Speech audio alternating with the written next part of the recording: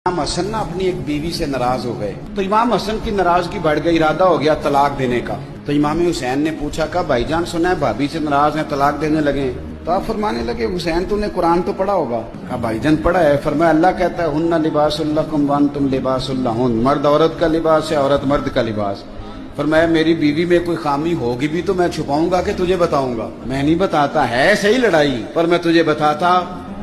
हजरत इमाम हसन फरमाने लगे, भाई मेरी बीवी है, कोई गलती करेगी भी तो बेचारी की अकल थोड़ी है, मैं छुपाऊंगा तुम्हें बताऊंगा। कुछ दिनों के बाद इमाम हसन ने तलाक दे दी।